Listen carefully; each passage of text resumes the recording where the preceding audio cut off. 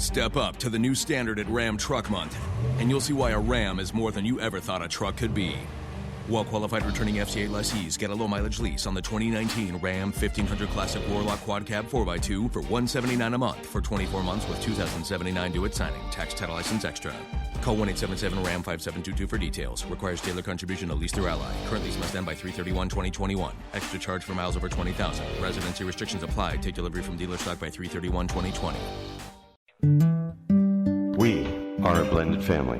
We are a blended family. We are a blended family. We are a blended family. We are a blended family. We are a blended family. We are a blended family. We're a blended family. We are a blended family. We are a blended family. We are a blended family. And we are a blended family. Hi, we're Doctors Larry and Carol Snap. We're glad to have you with us today.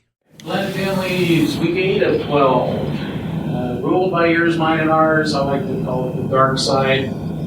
This is where we talk a lot more about the issues that blended families run into. Last week we were talking more about the good stuff and the blessings of being a good parent, biblical examples of step-parents and things. But basically in this lesson, one of the first things we're going to deal with is why are there blending problems? And what are some of those? Well, if you're having problems blending your family, and you have yours, mine, and maybe someday ours, when it comes to children, then there is something in the priority pyramid that's out of order. And like we talked about last week, God is first, marriage is second, then the children, the parent-child relationship. As we talked about last week, you are not an owner of your children. You're a steward of God's children. Now, Scripture tells us that all things are possible through Christ. I can do all things through Him who strengthens me. Right? God's will is all about restoration and reconciliation. So, even though there may be major blending problems, if we're putting God first for both parties, the spouses, God wants things to be restored. He wants to be reconciled. He wants the marriage to be the godly example for the children. So when they leave the nest and start their own families, they got a good example of how to do that. The reason we have so many blended families today is because nobody had a good example. And they just keep repeating the same stuff. And maybe a little worse. Usually it's each generation does a little less than the one that did before. So things keep getting worse because children don't like what their parents do, generally. So they try to do something different. Well, anything goes nowadays. So we've gone from no stores were open on Sunday because everybody's supposed to be going to church to nobody cares about anybody today. So there's a lot of that. But if there's blending problems, there's something in the pyramid out of order. Talking blended family, so exes are having too much of an influence. That's a problem. Children can be a major point of conflict because, like we were talking last week, there's this attitude, this mindset of ownership versus stewardship. These are my kids. Don't touch my kids. So now your children are more important than your spouse, and the other spouse is going to get jealous and things are not going to go well. We see it all the time. So make sure your spouse is more important than your children because your job is to show them how to be married. It's not just to raise the children, it's to show them how to do marriage. Right? Now, not all marriages created a covenant with God when they were started. There's a lot of lost people that get married. They have no idea who God is. They don't follow God. They don't care about God. They just want to get married. And so there's really no covenant there with God. Covenant is a relationship between God and humans. Right? So if two humans get together and get married, but God wasn't involved, then that's really not a covenant because He's not there.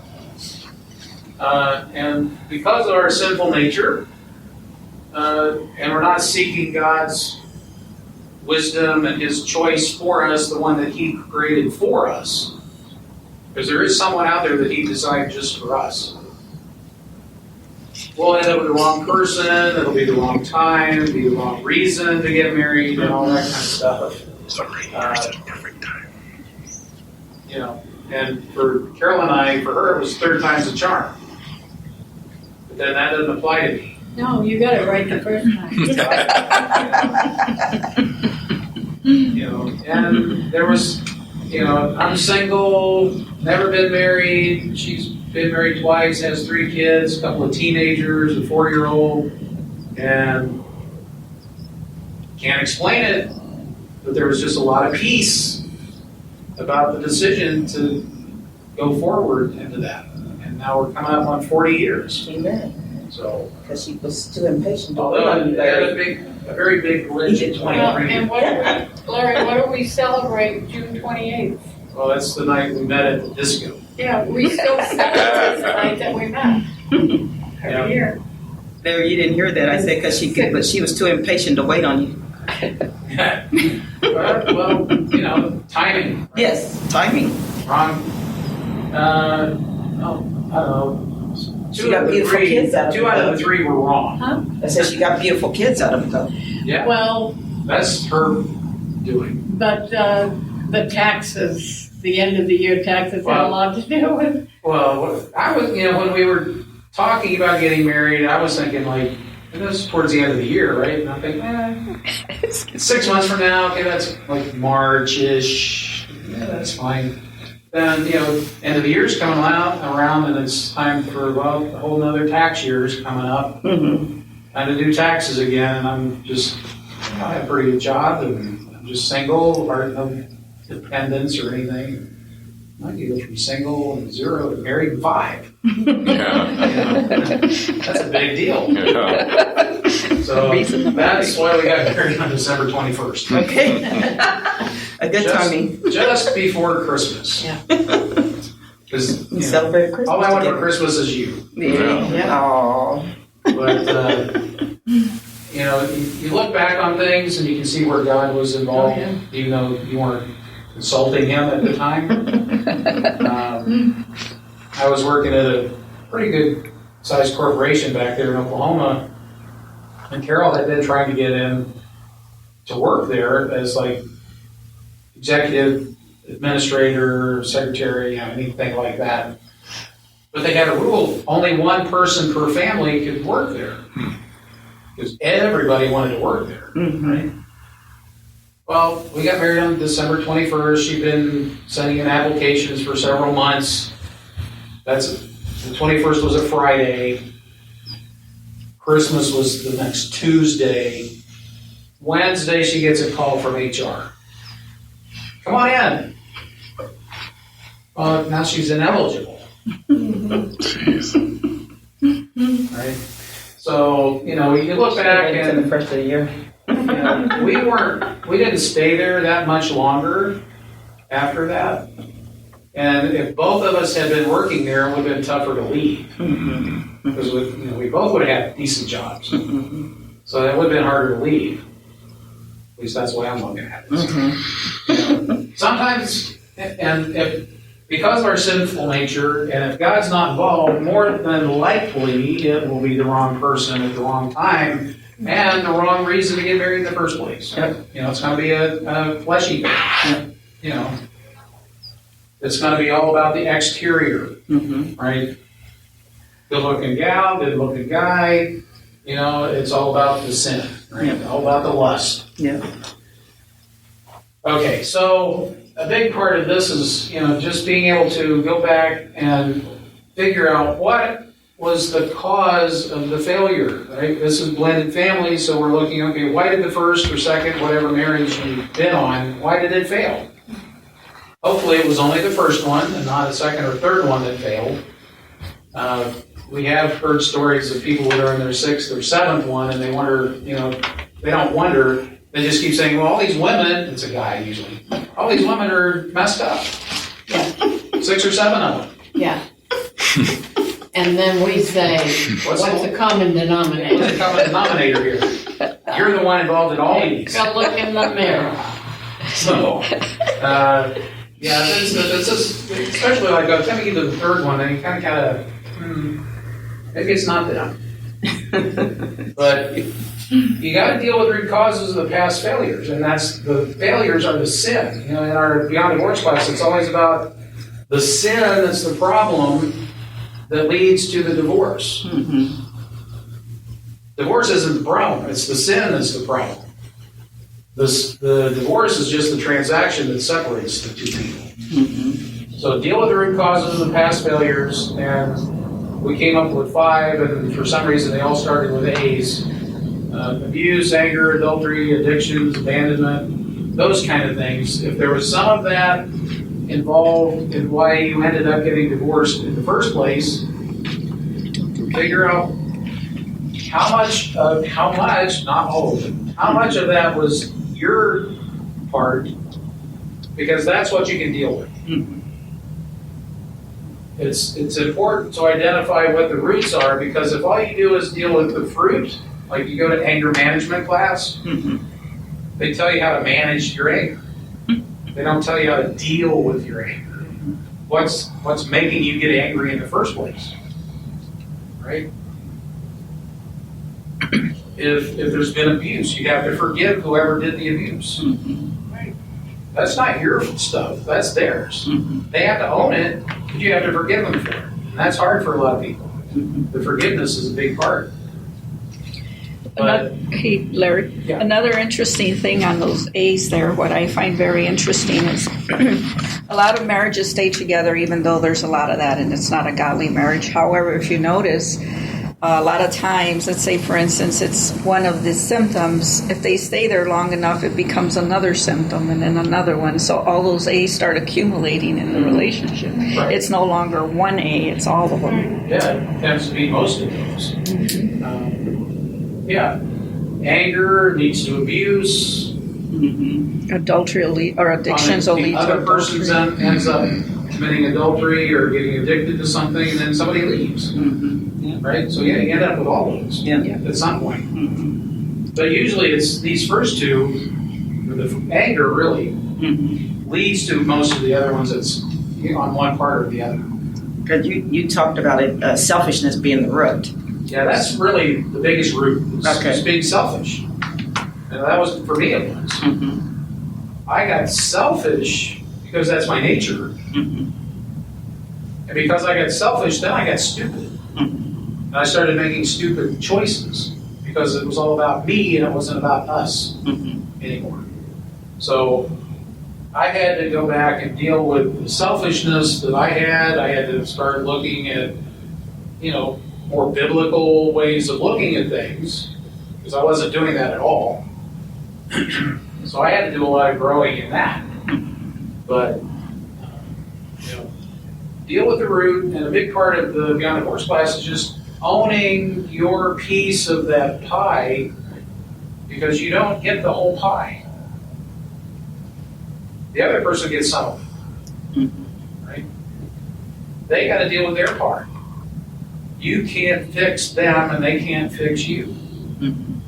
God is going to hold you accountable and responsible for the things you did, the things you said, the things you did, the things you didn't do that you should have. Ultimately, the reason there's a divorce in the first place is because of the sin and the fact that people aren't doing what God said to do. Yes. If both parties are doing what God said to do, there's never going to be a divorce, Mm-hmm. right? So deal with the roots. Take the time on your own in prayer to figure out, ask the Holy Spirit to reveal to you what these things are. You have to identify them before you can deal with them. And then once you get those identified, then it's time to start rebuilding your vertical relationship, which we talked about, week 6. It's basically Psalms 51, but the process is you have to confess the sin. Mm-hmm. And you look at Psalm 51, you see how King David did all this stuff. He got on his face, he confessed he was a sinner, he was sinning against God and God alone. He was repentant. I'm sorry, God, I know I sinned, and I sinned against you. He was confessing it out loud. He was repenting. He was thinking differently about what he had done. He was sorry for what he had done because he knew it hurt God. This is Christian Living Radio. A big difference for King David was he was sorry he hurt God. He didn't really care about getting caught. He knew what he did. He knew it was wrong. When he got exposed, I'm sorry, God. It was like the first thing out of his own. He wasn't trying to cover it up after he got exposed. He was trying to cover it up. Then he got exposed. And then I was like, I'm sorry, God. I screwed up. And against you, I screwed up. Forgive me. I'll never do that again and all that kind of stuff. But it's confessing the sin and changing how you see what you did. That's the repentance. Then you have to receive God's forgiveness. And even that can be hard for some people. They don't feel worthy of being forgiven. That's part of the spiritual warfare. How could, what I did was so bad, how could God forgive me for that? Right? That's a lie from hell. Yes. Satan is, you're so bad, God would never forgive you for that. That's a lie. God is all about forgiving us. He wants us to be free from our sins. That's why we have Christ on the cross. Amen. But we have to receive it and own it, make it ours, to make it real. To me, it's like the Christmas present under the tree. It's got my name on it, but if I don't open the box, it's just a box with my name on it. It's not doing me any good. So I got to receive it, open it up, own what's in there, and then I have to forgive others if necessary. If someone did something to me that hurt me, I have to forgive them. That's on me. What they did is on them. Whatever the act or the word was that they issued, they got to go through the same process on their end. Right? They have to confess what they did. They got to repent. They got to get God's forgiveness. It would be nice if they asked me to forgive them for what they did. But they don't have to. I still have to forgive them, though, whether they ask or not. And then if I did something, I have to forgive me. I got to forgive myself.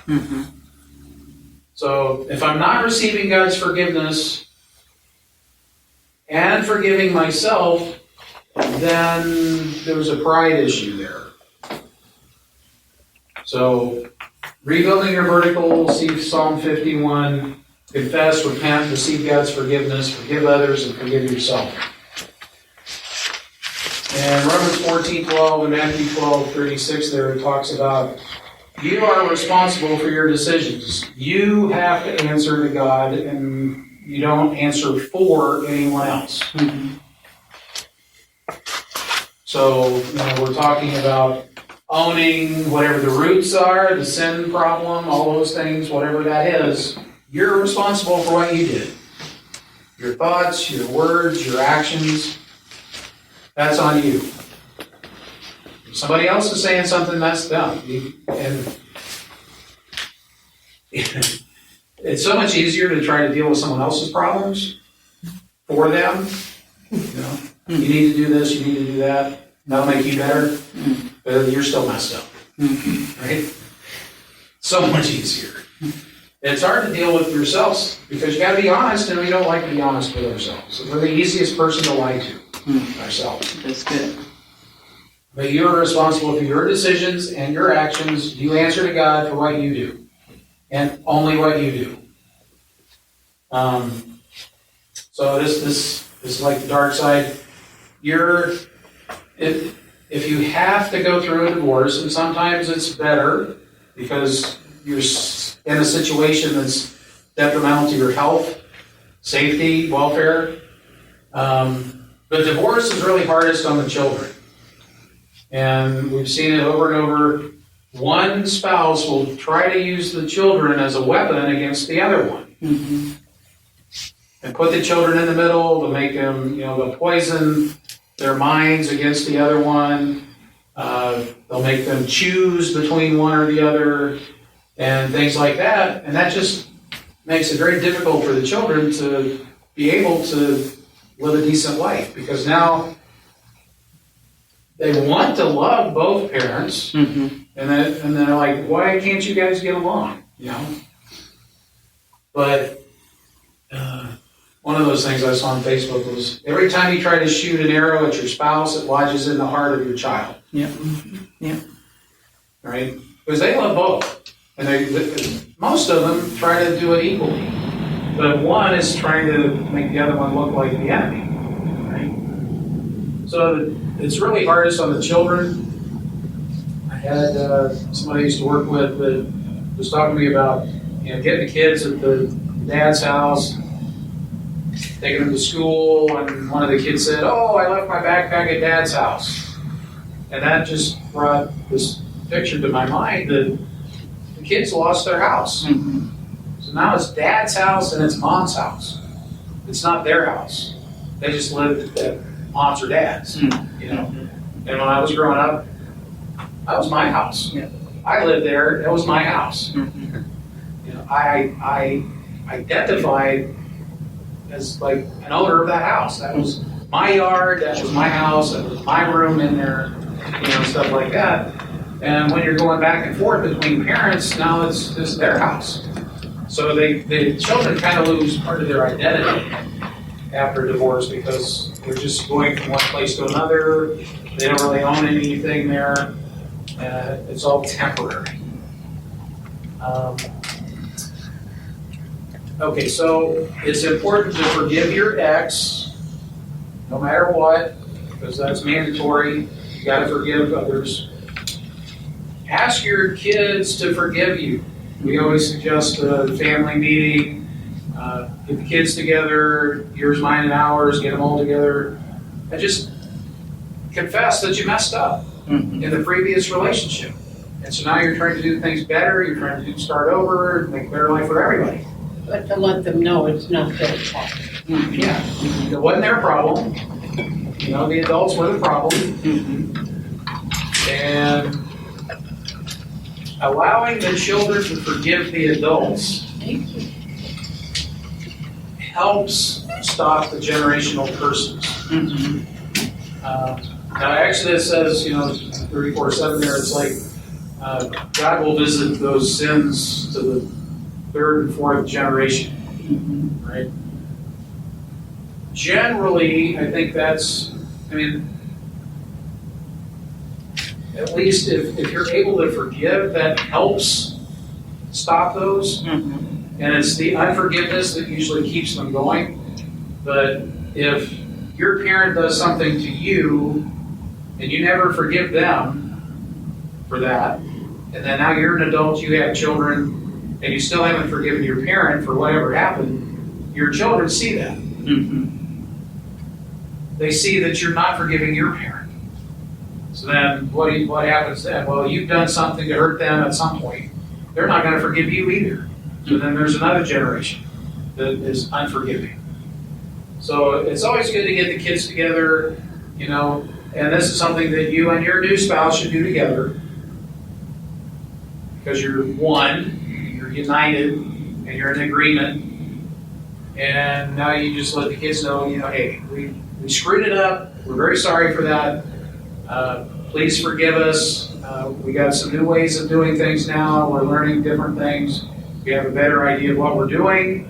We don't want to make the same mistakes that we did before. And give them an opportunity to forgive you, because that helps clear the tape.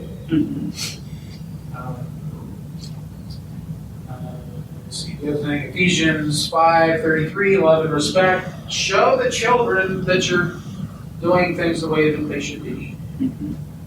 Again, like we were talking about last week, part of your job as a parent is to show your children how to do marriage. It's not just raising kids, show them how to be married. And and that's what this last thing, be a godly example. They'll do what you do. They may not do what you say, probably not. Mm-hmm. They'll actually end up doing what you're doing, only maybe not quite as much or as well. Yeah. Because, like you said earlier, this generation does what the last one did, only not as much. Yeah.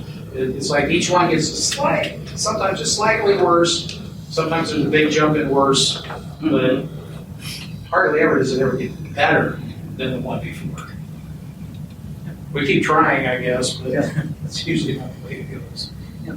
But show the children how important it is, and like go back to the very beginning. The pyramid is out of order if there's a blending problem. So the goal of being married, especially in a blended family, is to get that pyramid in the right priorities. So God is first, your spouse is next. You want your children to see how important it is to have a good relationship with your spouse. The kids come after the spouse. So it's not all about them when they get married. They know that my spouse needs to be more important than the kids, those kind of things. This marriage is more important than the last one that died. So if there's, you got to do the co-parenting thing. There's no way around that. Generally, the court will tell you how to deal with that.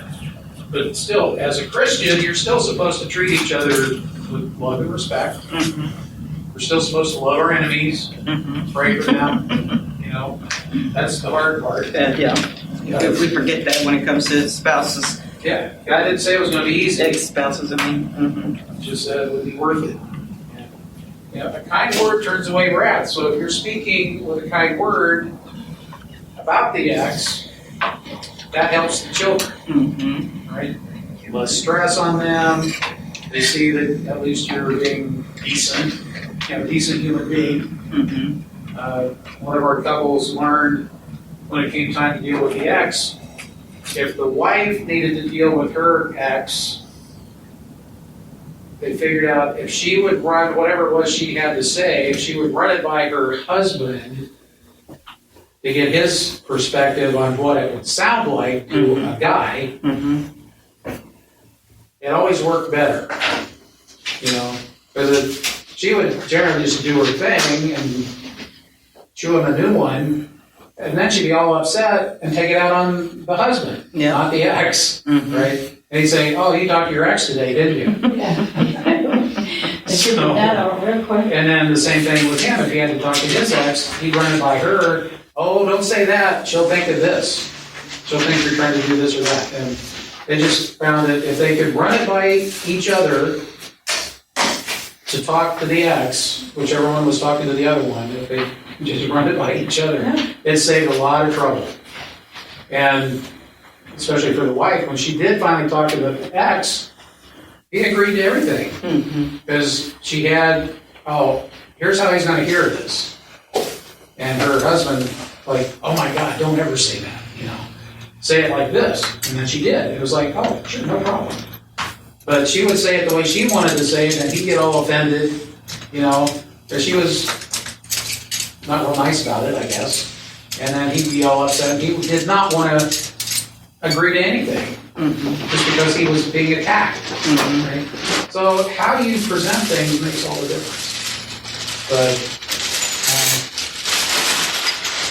time to wrap things up and turn to the 2 and 1 week here. I think we've hit all the high spots anyway. Next week we're doing lessons 9 and 11, I believe. Then we'll do 10 because it needs to be all by itself. And then 12 and Hotline. Three-month classes. Shout out to ChristianLivingRadio.com for the podcast. Our website is blendedfamilyministry.org. Do donations and resources are there. And we'll see you next week. Joining the Blended Families Ministry program today. This ministry was created to help blended families learn how to use biblical tools that will help you thrive. We are Doctors Larry and Carol Snap, and we invite you to listen to our weekly shows here on ChristianLivingRadio.com and to visit our website, BlendedFamiliesMinistry.org, to learn more about the ministry and all that we do. Thank you, and God bless. Christian living, Christian living. Christian Living Radio, spreading the good news of Jesus Christ 24/7. Our goal is to bring you a life-changing word through music and diverse programming, like the one you're listening to now. Pastor Kenyatta Goins is the visionary of Christian Living Radio, and he's dedicated to the idea that Christians should even have a more prominent presence in the marketplaces. Maybe you need prayer for yourself and or your family, maybe for a friend. We'd be privileged to stand in the gap for you. If you're listening to this broadcast, click on the Contact Us tab and send us your prayer request. We'd also like to hear from you if you have something on your mind, or just give us some feedback. We support many ministries, so maybe you'd like to make a one-time or a monthly recurring donation. We believe that when you sow into these ministries, you'll indeed be blessed. And of course, if you sow into this show in particular, we believe that it's a blessing for you, so please consider sponsoring us. There's a special area under the Donate tab where you can send your monetary gift or call 520-812-6363. That's 520-812-6363 to receive more information about sponsorship. Thank you. Wow, how things can change from one week to the next. Hey, hope everybody out there is staying healthy. I know everything is super crazy. We feel disoriented by the COVID-19 virus. It's more important than ever to stay connected and check in with your loved ones. That's why I'm so happy I've got T-Mobile. Listen, T-Mobile isn't just talking the talk. They're taking measures right now to make life easier for everyone by doing the right thing for their customers during this really critical time. For example, T-Mobile has ensured all current customers with data plans have access to unlimited smartphone data on their network for 2 months. We're all in this together. T-Mobile truly believes that. And while many T-Mobile stores are temporarily closed to help keep customers and employees healthy, they've still got you covered with any help you need. Just check out T-Mobile.com. You can see what stores are still open and how you can manage your account online. Stay safe out there. During congestion, customers using more than 50 gigs a month may notice reduced speeds prioritization, video typically at 480p, capable device required. Wow, how things can change from one week to the next. Hey, hope everybody out there is staying healthy. I know everything is super crazy. We feel disoriented by the COVID-19 virus. It's more important than ever to stay connected and check in with your loved ones. That's why I'm so happy I've got T-Mobile. Listen, T-Mobile isn't just talking the talk. They're taking measures right now to make life easier for everyone by doing the right thing for their customers during this really critical time. For example, T-Mobile has ensured all current customers with data plans have access to unlimited smartphone data on their network for 2 months. We're all in this together. T-Mobile truly believes that. And while many T-Mobile stores are temporarily closed to help keep customers and employees healthy, they've still got you covered with any help you need. Just check out T-Mobile.com. You can see what stores are still open and how you can manage your account online. Stay safe out there. During congestion, customers using more than 50 gigs a month may notice reduced speeds prioritization, video typically at 480p, capable device required.